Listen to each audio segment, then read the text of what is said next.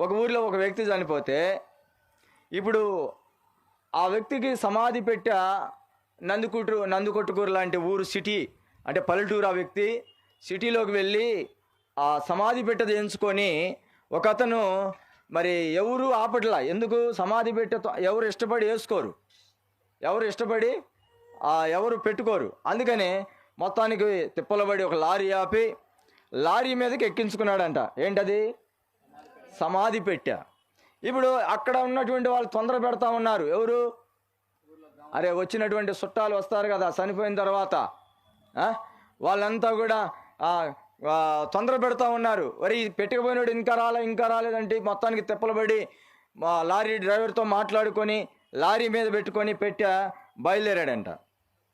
బయలుదేరిన తర్వాత ఇప్పుడు లారీ ప్రయాణమై వెళ్తూ ఉంది. పైన ఎక్కువ కూర్చున్నాడు, పెట్టబట్టుకొని పైన ఎక్కువ కూర్చున్నాడు. ఎవరు? సమాధి చేయించుకొని రావడానికి వెళ్ళిన వ్యక్తి. కొంత దూరం వచ్చిన తర్వాత పైన మేఘాలన్నీ కూడా కమ్ముకున్నాయంట. మేఘాలు కమ్ముకునేటప్పటికి ఇప్పుడు ఏం చేశాడంటే చిన్నగా తుప్పరు రావడం మొదలుపోయింటుంది. సరే ఎందుకైనా మంచిది తడుస్తానేమో అని చెప్పని పెట్టి మూత తీసి పెట్టెలో పనుకున్నాడంట.